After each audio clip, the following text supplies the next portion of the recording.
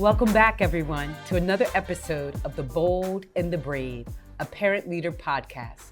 I'm Donna Thompson-Bennett, the Executive Director of the National Parent Leadership Institute, and I'm excited that me and the rest of our team are here in Philadelphia. I lovingly call the city of brotherly love and sisterly affection, but actually most people know it as the city where the Declaration of Independence was signed 250 years ago. In 1776, the founders were debating what would democracy look like. 2.5 centuries later, families across this nation are still asking the same question. Coming from Philly tonight, as we've been here as a team for the Civic Learning Forum, recommended to us by our colleague, Mavette Hill, on the cusp of the 250th anniversary into this democracy experience. We're gathered tonight to ask ourselves, what have we experienced? What have we learned? And how does it impact our work as we continue to build towards a more inclusive democracy? I'm now going to welcome the rest of my members of the team. They will introduce themselves, and then we're going to join with you as you observe us in conversation. Hello, everyone. Sulema Gomez, and I'm the Director of Implementation at NPLI.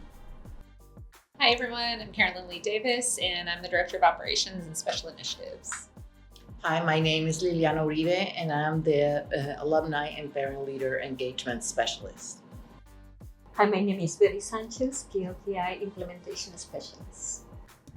Hi, I'm Janine McMahon, and I'm the Implementation Manager at NPLI. And hello, everybody. My name is Hobson McCain. I'm the Operations and Special Initiatives Associate. So beautiful people, what stands out from the last few days that we've been together here? Wow, that's a loaded question. I'll share. One of the things that stood out for me was the youth panel on day 2. The impact that civics has had on our youth, but equally the impact our youth have had on civics was an aha moment for me. It was an eye-opener.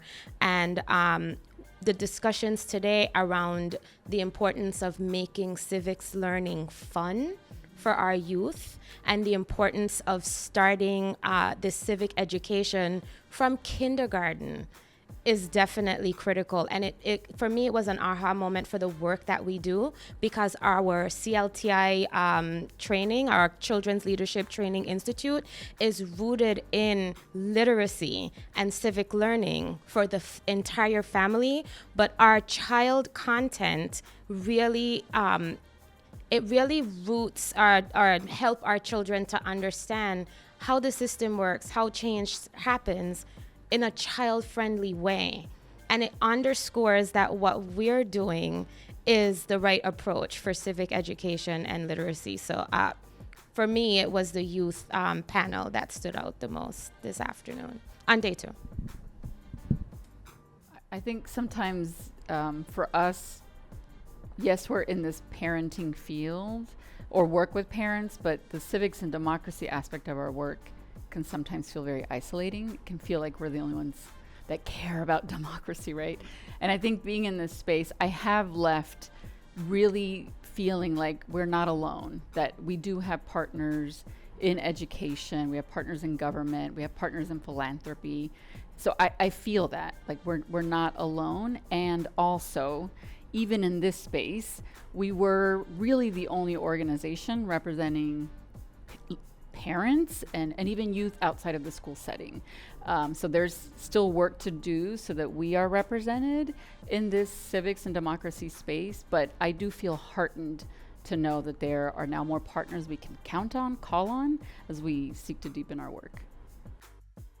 Yeah, I think for me, it's a conversation that we had yesterday on day 1 of the conference, where we were talking about the history of state constitutional conventions and how we've gotten so far away from that. I think they said the last state constitutional convention was 1986 in Rhode Island.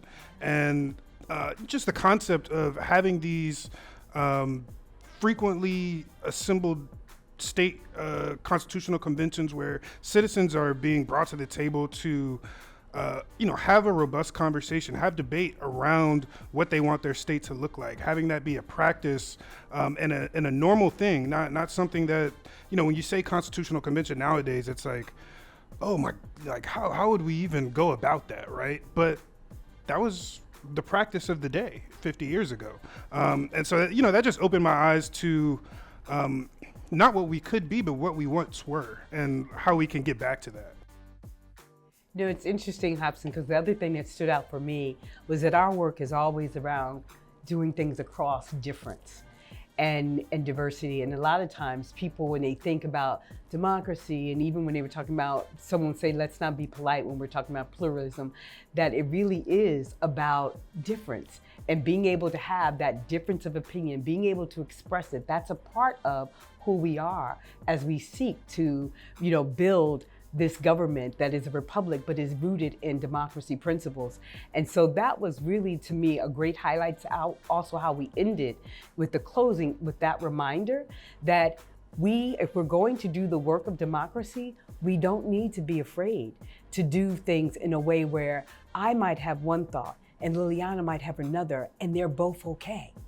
And that we can figure out how we work together to reach what we need to do in order to make things better in our sphere on behalf of families, children, and in communities. So that was really, to me, a great point to end on. Yeah, I love that, Donna. I think kind of building off of what you both are saying, Hobson and Donna, what stood out to me was how we used to have many more opportunities for dialogue with differing opinions where the sides were respected, right? Where you could enter in and act civilly in those civic conversations. And part of what we heard and learned the last couple of days is, especially in the classroom, how many teachers are nervous to hold those conversations, to build spaces where kids are going to disagree possibly. And rather than offering ways to do that and readying students for those conversations and thinking about how we can engage together, folks are backing away from that because they don't feel safe to do so.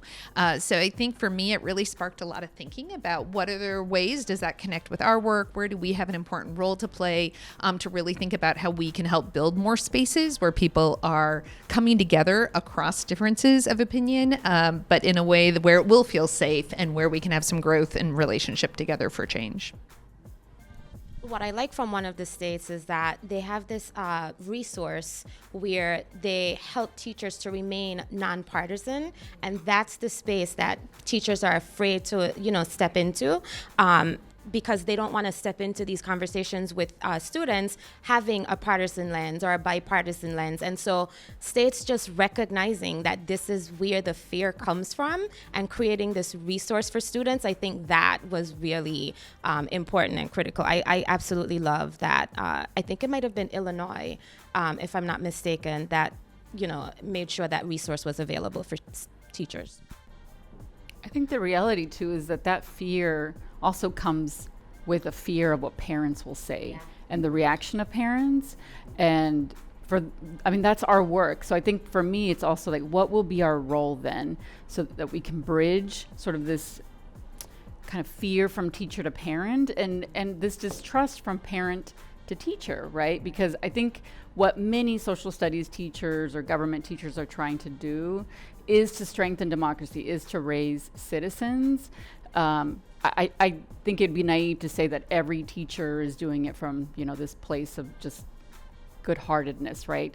I think there's another reality. But how do we still create relationships so that teachers and parents can work together in raising citizens, and it doesn't have to be so fear-based, because it is changing the practice, that fear of what parents will do. I so appreciate that. And we got the chance to learn from the director in Rhode Island, state director, and she really spoke about in their process over the last couple of years of working to build a different curriculum that will go in K through 12, how they looped back and talked to parents proactively because they wanted parents to feel more comfortable about how this might move forward. And so really thought really carefully about how to intentionally move forward and include parents so it would create that safe space. For me, a highlight was hearing about this project that kind of like summarized a lot of the stuff being said in the conference, which was the PhD project, where this person did the research taking into consideration youth in the civic training that they were offering. So they were getting their inputs, right? How do you think learning civics should look like? And then after that, it was how much growth there was in their civics knowledge of all the kids who participated in the process. So for me, that was a highlight, right, of the importance of having youth also being part of the curriculum building and the activity planning that goes with it, right? Not just to have adults, right, educators and experts, but also to see it from their point of view, because they're the ones who are going to be learning about it. Well, Liliana, not to toot our own horn, but you've given the perfect segue, because another highlight for me was one, we had a roundtable as NPLI on our work with Children's Leadership Training Institute and PLTI. And thank you again, Janine and Zulema, for making that happen. But we also had a spotlight moment with our evaluator, Dr. Joanna Geller, and she talked about what happens as you engage youth in a curriculum like the Children's Leadership Training Institute and the outcomes in the role of family, and how really, if you're going to talk civics, you have to include the family. It can't be absent. That the changes that occur, not only in terms of their civic engagement, but even within their own family life and in community, happen because of the role of parents or members of family and the youth. So that was another highlight. I didn't want to start with that, since I didn't want to seem like we're just tooting our own horn, but can't miss that opportunity when you're talking about research, because we have research that shares what we're doing is in the right direction to actually bring about that change we're seeking in terms of positive outcomes for young people. So thank you. Yeah, something that stood out for me, I was part of the conversation Liliana was having with this participant, and he said that the students express that when they provide input, I don't know where to start, and I don't think I can make a difference. It's just me. And I think that's the sentiment also for some of the parents. They don't know where to start, and they don't think they can make a difference. But we know. We know where they can start, and we know they can make a difference. So something that stood out for me also was this conference or these 2 days were so focused on knowledge, not so much on practice or follow-up. One's a K-12, and, we fulfill our goal. We provide the knowledge, but then there's no follow-up. Once that they're out of the school, they're on their own. So it also highlight the importance of the work we do, because we do the follow-up with our alumni engagement and 20 sessions of knowledge and practice, because since day one, we start talking about difficult conversations. We start, the debate, the mock hearing. So it's all hands-on practice, and it's the best way to learn. Yeah, for me, it was when the professor talked about modeling and doing like mock sessions. For me, I was like, our curriculum is going in the right direction. That was another aha moment for me, and being able to facilitate PLTI and also provide TA around these key concepts, it just underscores our work for me. One of the things that was interesting for me is when one of the panelists said civics and politics are two separate things, and a lot of times we intertwine these things, right? We feel like there's this, and there is an alignment with the two, but if we are really doing civic education, that political piece doesn't quite exist, right? Our political ideas or ideals have to be removed if we're sharing the history, the knowledge, and ensuring that civics is rooted in this narrative, like the professor mentioned on the panel. And again, another aha moment for me, because I'm from the Caribbean, and for us, civics and politics go hand in hand. So these past 2 days was definitely a learning for me. Even though I've been with NPLI for quite some time, one, it shows me the importance of our work and how our work going in the right direction, but there was also a lot of like eye-opening moments for me. And it's important for me to be educated about these things so that I'm doing the same in community. So I'm so excited that we were here for the past 2 days, and we will be here for another 2 days to continue to unpack what we learned here and think about our work moving forward. I think the quote that you mentioned was from the youth panel. One of the youth panelists made that quote. One of the other youth panelists said something that I thought was so profound. It seems rather simple, but he said that his dream for democracy was to transition from partisan-based advocacy to issue-based advocacy. Yes. To focus, because you see it in polling, you see it in conversation, like when you go into community, there's an overwhelming support for certain issue outcomes, right? Like there's certain policies that an overwhelming majority of Americans support when you talk about the issue, but then you bring in that partisan side of it, and we've been talking about needing to separate civics and politics, and that I feel like that quote just encompassed that value, right? Like focus on these issues and have conversations around these issues, because there's a lot of commonality that can be found there, I think. Yeah. Well, it's what's keeping some folks from engaging in civics and democracy completely. If there is this belief that civics and democracy are so tied to our broken parties, because they are broken, right? The system of these parties, then why engage? All they're doing is fighting, all they're doing is misusing funds, that's what they're saying. And young people are not, they're talking about, I don't want to be a part of any party. More and more voters are registering as no party. So we know that. So we have to change the narrative that civics and democracy are tied to any one party. They also talked about how our identities have become so tied to party, and that keeps us from having authentic conversations and connection. I really wish that there were more conversations around like what civics and democracy looks like in the everyday, like the little actions. There was like some touch points, right? But like civics is the family talking about the like what happened that day. It's the conversation in the car. It's giving your neighbor like soup because they're sick, right? Like all of those things are civics and democracy. It's not just voting. Right. It's not just like volunteering for campaigns, but it's in the little ways that we connect.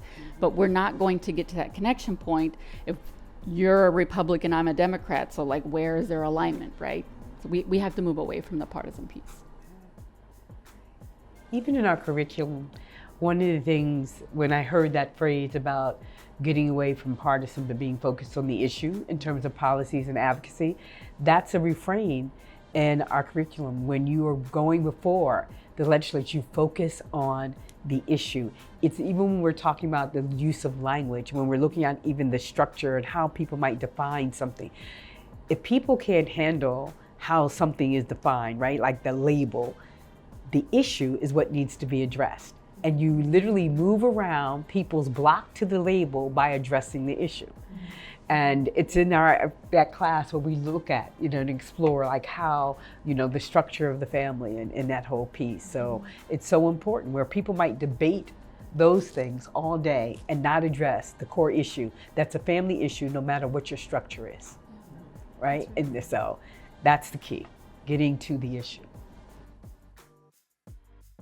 So I'm curious, because I'm hearing in a lot of our conversation what I'm saying, what others are saying. We're feeling some like affirmation of things that we do, right? We're feeling like, okay, the evidence and we're on the right track with a number of approaches to our work. I'm curious for anything sparked about something we want to do differently or do new? Has there been any learning from this that is starting to make you wonder about a new thing?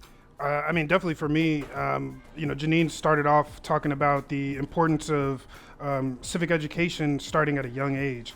And, we've developed an advocacy curriculum for our alumni to engage in civic spaces and to give them an opportunity to, further their civic education. And, I thought, like, what would that look like for our CLTI alumni? What would a joint curriculum look like where, parents are going to the Capitol and advocating with their kids, where their kids are, joining them at the podium to make a testimony or talk to a legislator. I just think that would be very, very powerful, and it would, create or help in creating, because I think it's already in process, but help in creating a new generation of advocates, a new generation of civically engaged citizens who are, not taking a seat on the side while, the action's happening. So I think that's something that we can and should start working on for sure. I love that, Hobson, because, right, one of the youth panelists today said, I'm turning 16 next week. I can't vote yet. I'm civically involved. Like, here are all the things I'm doing, right? Yes. Like, I don't need to wait until I can vote. I don't need to wait until later. So I hear you. Yeah, I'm curious if there's other thoughts.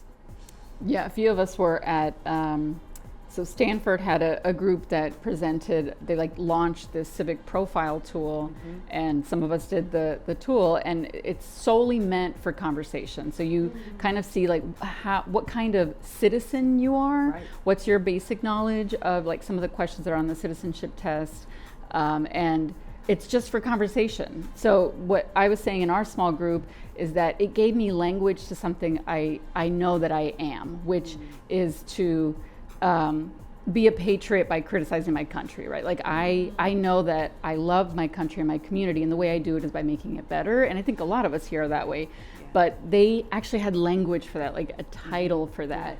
And it was great.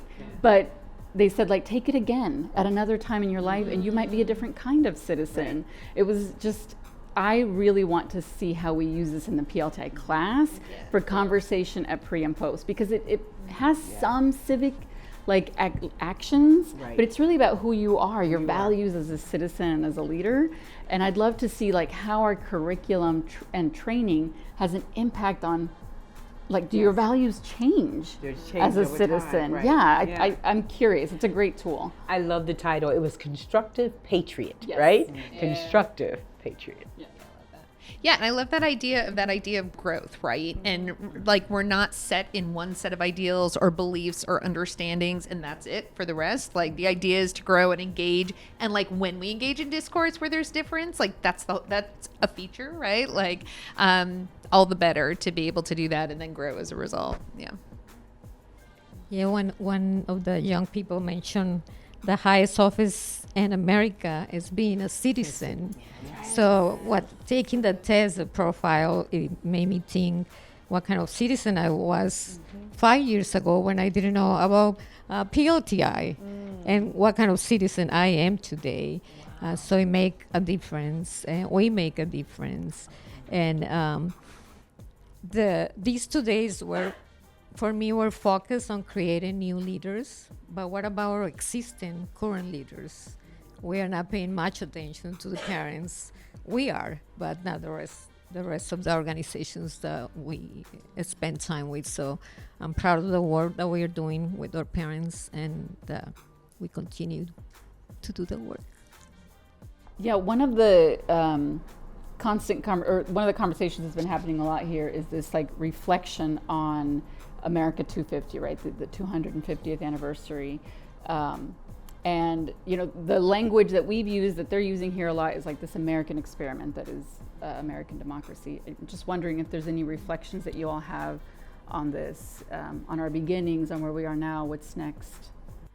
Yeah, I know that in the last panel, there was a conversation from a Yale professor around how we're telling the narrative of the American story, and how that shapes how we move the democracy forward going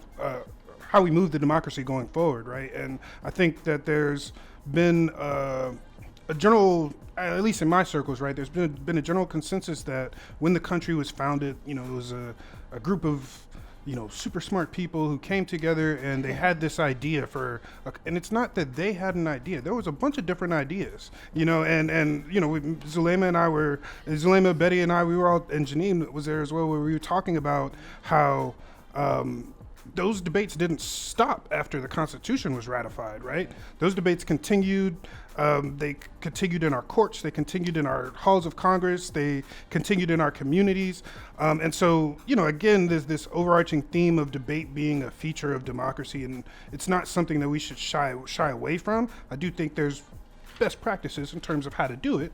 But in terms of the productivity of it, right, that is democracy, having the conversation with your conservative friend and realizing that, oh, I might not agree with them, or having a conversation with your liberal friend and being like, oh, I'm not necessarily all the way there yet, right? I think that those are the conversations that start to heal some of these divides that have grown since we've kind of become a little bit distant from the civic process as a country, I think. Yeah, he even also talked about that we need to tell the truth even about what was happening 250 years ago, right? And that if you're going to tell the truth, that you want to be inclusive in the narrative. And being inclusive in the narrative, if you're talking about the Declaration of Independence, most people just tend to think about Thomas Jefferson. But no, you need to look at the documents that were generated by Ben Franklin, I think it was John Jay, that wrote in opposition in terms of slavery. Right? But that's not how it's taught. Like, we just kind of look at the final document, but not how the document itself was formed and those who are pushing for other things to be included in the language. So I think as we do the work and we generate the narrative of democracy, then a part of our work is to make sure we're inclusive in the narrative, in the full story of what we are learning and understanding that what the root of democracy in this nation, but also because it is an experiment, it gives us space to actually push for another consideration. One of the things that was just a aha reminder for me that I had forgotten, that the concept of amending the Constitution can still happen, right? It's not like it's done, and how there were 12 Bill of Rights that were initially put forward, only 10 made it in that first go round. And number 11, that's what I'm calling it, actually got instituted years later. I want to say it was either in like 79, 89 or something like that, by a student who realized it was around the increase in Congress's pay and that it had just been left there. And he went back and people initially told him, you can't do anything with that. He said, we can amend the Constitution. And somehow he pushed, and that was amended. It's amendment number 29. It would have been in the Bill of Rights of number 29, but by the time it was done, there were so many other things before it. But it's not too late. The experiment is ongoing. There are things we can test. And that's what I see, that we're in a position at times we want to test and pilot, some democracy initiative work with families. Ben, one of the youth panelists today, he was in a workshop that we had, and he talked about the fact that we've been in this experiment for 250 years, but how can we shift that to action for the next 250 years? And that concept was interesting to me. In that experiment, we had, we had this scenario, which was a school district must choose between funding a new technology program or expanding literacy tutoring for struggling readers. Both programs could help students, but the budget only allows one this year. So we had to unpack what values should guide this decision, how the Declaration's idea of equal opportunity connect to education. And the first line of the Declaration of Independence that was shared with us was, we hold these truths to be self-evident, that all men are created equal. And me and my partner stopped right there, because all men aren't created equal. And we talked about approaching this with this lens of equity and how we're including youth voice and parent voice and community voice in this decision around, budget considerations. And the whole room kind of like erupted, right? The whole room erupted. And that's when Ben shared, we've been operating with this lens for quite some time, but how about we have this different focus? It's not too late for us to shift what the Declaration shares. And this is coming from a youth. And so if we are continuing this work and this dialogue and this discourse around what it is, what it was rooted in, how it became what it is, and what we can do to shift things based on our experiences for the past 250 years, then we move to action. And that for me was a grounding moment also. Yeah, I think I would add to that, what you're sparking for me, Janine, is in addition to the youth voice, how are we building spaces and opportunities for more inclusive democracy across adults of all different backgrounds as well, right? And how are we looking at that equitably across race, across language, across income, knowing that many times the experiment is failing across many groups right now, right? And so how are we continuing to try to improve the experiment so that it is actually more representative and inclusive with an equity lens? Yeah. I will add too that just also remembering that even though 250 years sounds like a very long time, right? There's countries who have been around for much longer, and it takes time, right? So it's not just like, oh, this is how it is now and how it's going to continue to be. Countries continue to develop and change, right? So having that perspective, things can change, right? And it takes time for a country to build itself and be more equitable. So just having that in mind, right? It takes time. Yeah. And countries and people continue to change.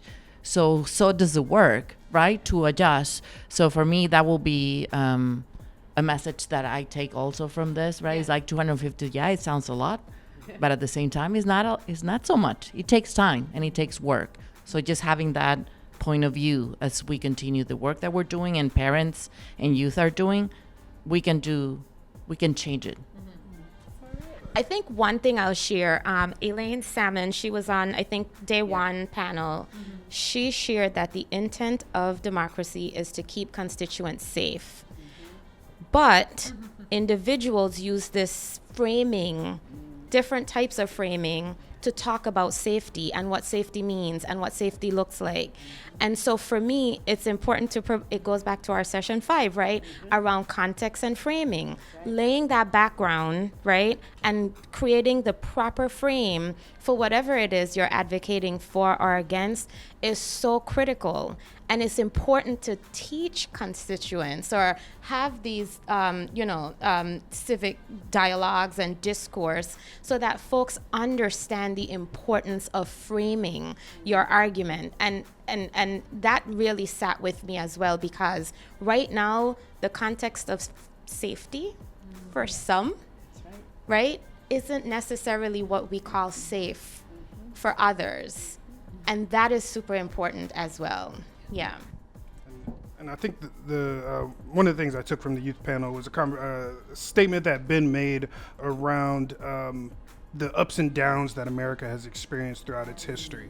Liliana, you talked about that change takes a long time, right? And I think that right now there's a lot of folks who are sitting with a lot of negative emotions and negative feelings I'm one of them, right, who sees what's going on in the world, sees what's going on in our country, in our neighborhoods, in our everywhere. There's a lot of things that are going on that might not give you a lot of hope, right? But Ben made a point that there's been a lot of ups and downs. There was a panelist in the last session that we had that talked about when she was a teacher in 1976, and we just got done with 2 assassinations, a war in Vietnam, racial tension.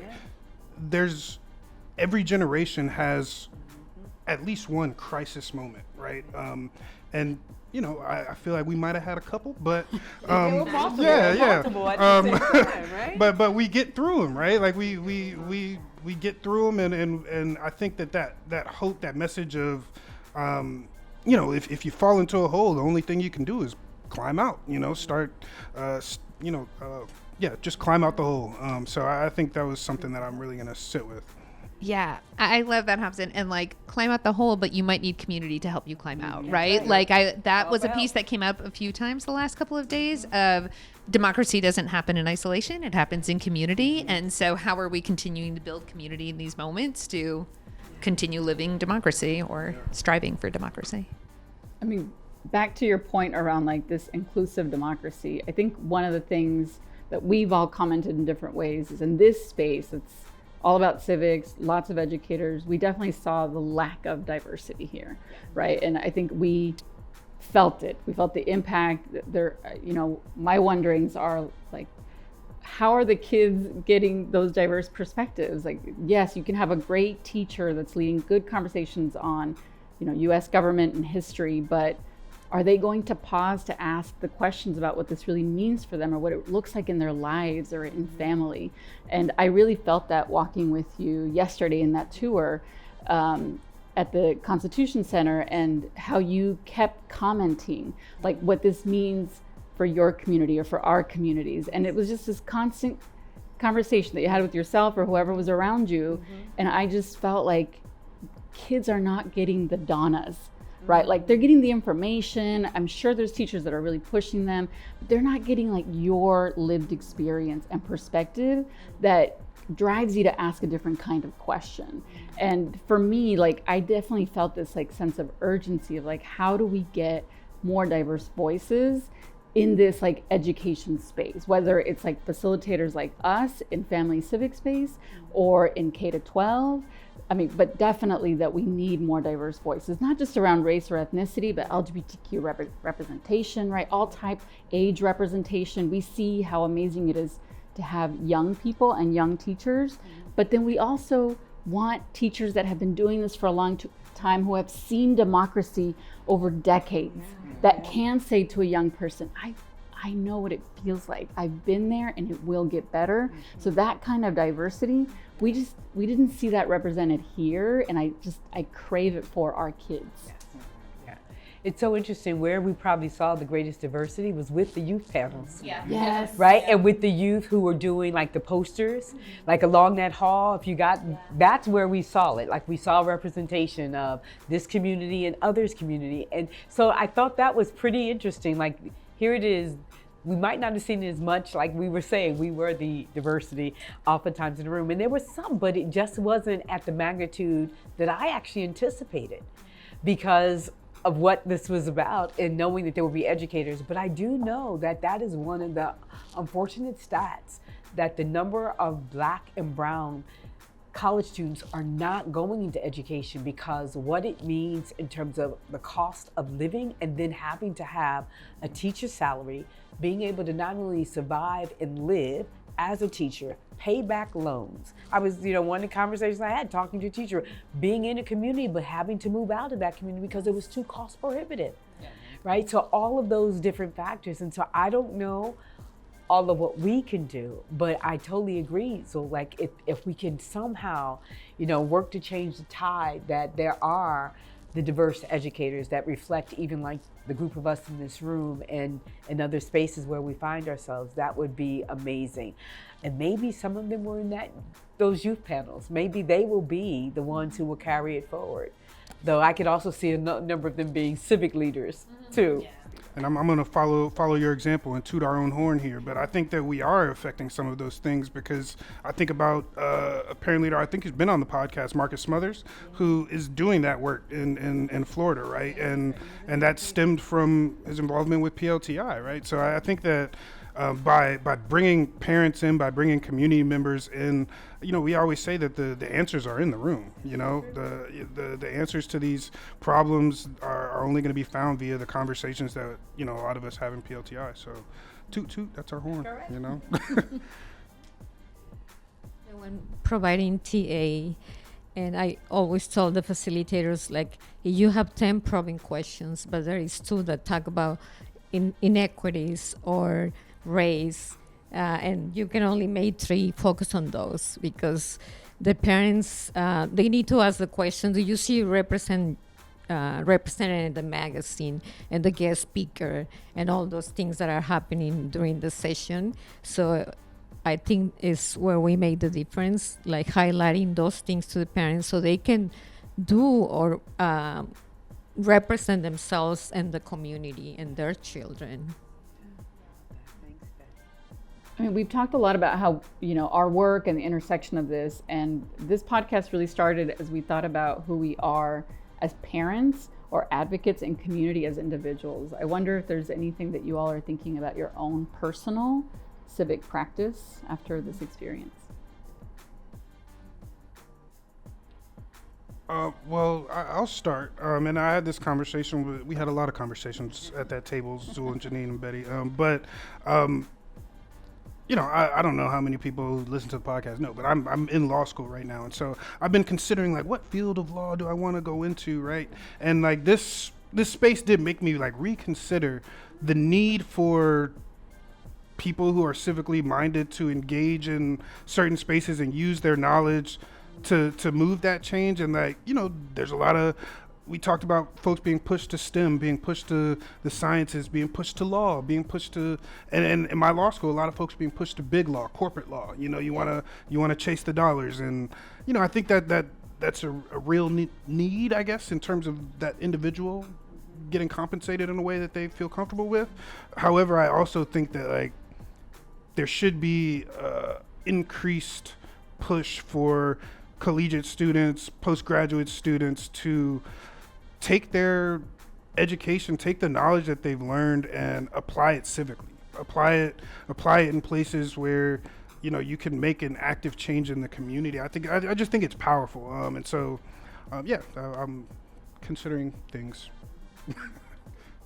Yeah, I mean, I would say for me, one of the things it's just bringing home again is the importance of continuing to connect in local community, both that neighbor to neighbor connection, but as well as like making sure I'm paying attention to local races and how am I helping out with them, especially around that representation question. How are we making sure that we have candidates that really represent the community? How can we help them get elected? But I think that it is very much just making me think around starts right at home. How do we keep doing that and moving things forward? Yeah, that's totally resonating with me, Carolyn, because I'm a member of our Bridgeport Parent Leadership Training Institute Civic Design Team as an alum. I didn't start as a member of that design team as an alum. I started as a community member, like seriously engaged in wanting this initiative because I had been a part of it in another community in Connecticut. But just that whole time that we've been here, it's just another level of recommitment to the local work. And the local work for me as a parent leader, the local work as a member of our civic design team, where we're looking to engage other alum in Bridgeport, where we're looking to rebuild who we are as Bridgeport PLTI. And so kind of inspired to do more of that. So great question. The Constitutional Convention conversation that, they talked about the Town of the Air event that happened like in the 1930s. And, I listen to public radio. I think of public radio and listening and supporting your public radio is like a very civic and like it's democracy work, right? To be engaged and know what's happening in community. And it made me think of my local station and reaching out with this idea, because I do think, we've had this conversation as a team, we need another people's convention. Yes. That takes a lot of resources, okay, but can I get my local radio station to do a Town of the Air? Like, I would love to see that. In my community, I think it's progressive enough, right? Like, I think a lot of our communities are. So I think that idea, it doesn't always have to be new ideas. It could be like bringing back really good practices, because we did see that. There were parades on election day in this country for a long time. And now it's like, what is it? Some of us get the day off, but not everyone, right? And it's a point of stress, but I think bringing back some of those old practices, but the Town of the Air one is one that I want to reach out to our president at our local public radio to see, like, how can we make this happen? Because it's exciting. Yeah, there's so much that I'm noodling with. That's my word. But I think so. We have this legislative advocacy training that Hobson has developed in partnership with others on the team. And it started with this housing work that we were involved in, or still are actively involved in. And one component of that was hosting this community cafe, so that we are helping folks to understand what steps you take to join boards and commissions and what have you. And it's been focused around housing. And I think what I would love to do is help people to understand what other opportunities are there and how they can lend their voice to some of these decision-making tables so that they could make an impact. Definitely continue that housing focus, but there are other interests in community. And so I would love to continue doing that. And we have these, in my local community, we have these things called NRZs, and folks can join these NRZs and share issues that they're seeing in community, come up with solutions, and collectively work towards some type of action to address these issues. And it's another decision-making body, another decision-making seat. So it's really helping community members to understand it's not about getting elected for something, right? Becoming an elected officials. There are other ways that they could make an impact without having to take that step, which I think intimidates folks. What is an NRZ, Janine? It's a neighborhood revitalization zone. Yes, thank you for that. For me, is to stretch. Like I know we have a day for civic duties, so I'm trying to take advantage of that. I contact a couple of organizations in my community. I didn't hear from them yet, but I will keep insisting, to volunteer in different community organizations, be part of the community, be involved in my community. Well, I mean, this has been like a packed 2 days, but I want to thank you all just for being on this journey together. It's our first time at this conference, and I think it's been a good experience, and I always value like this debrief as a team. It just keeps making me think of more things. So thank you all for being in this with us. Thank you. Thank you. Thank you.